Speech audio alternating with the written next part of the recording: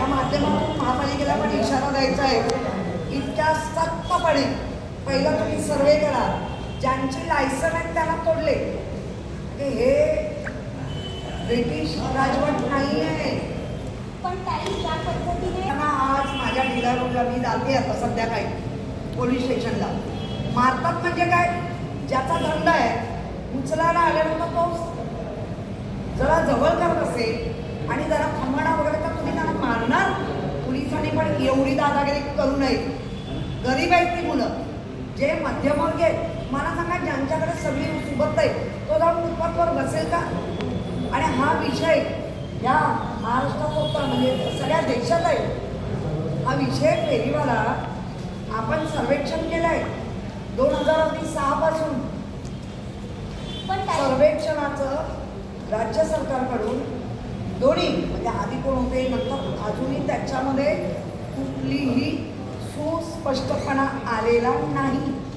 उलट माझं म्हणणे, लवकर आणा. झोन तयार केले होते, पण ते झोन असे कुठेतरी करू नका की पब्लिकला त्याची यातायात होईल.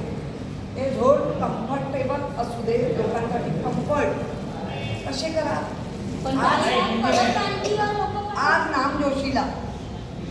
नाम जोशीलाची कारवाई झाली. त्यांनी एकदा भायखळ्याला जावं किंवा त्याने जवळपळला यावं.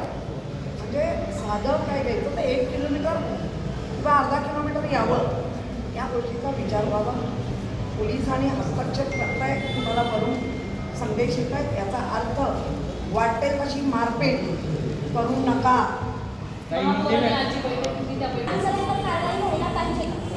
नाही, माझं म्हणणं आहे की कारवाई तर व्हायलाच पाहिजे.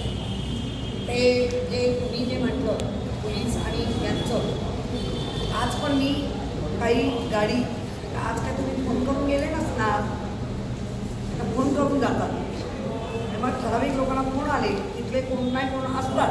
हा बट नॅचरलचाच विषय आहे. त्याच्याशी मी माझ्यावरून म्हणेन, लोकप्रतिनिधी म्हणून आम्ही जास्तीत जास्त काय केलं की बाबा मिल कामगारांचा एरिया आहे, मिल नोकऱ्या नाहीत, त्यांच्या घरात शिकलेली मुलं आहेत, त्यांचे पालक, मुलं नाही बसत, त्यांचे पालक बसतात, त्यांच्या औषध पाणी, त्यांचं काय हाऊस, यासाठी जेव्हा बसत असतील आणि कष्ट घेऊन फेरीवाला इतका पण ऊन, पाऊस, थंडी सगळ्या निसर्गाच्या बदलात तो टिकून राहतो आणि लोकांना सुविधा देतो. आपण एक प्लॅन केला पाहिजे. जो झाला आहे त्याला कार्यान्वित कसं करता येईल केलं पाहिजे.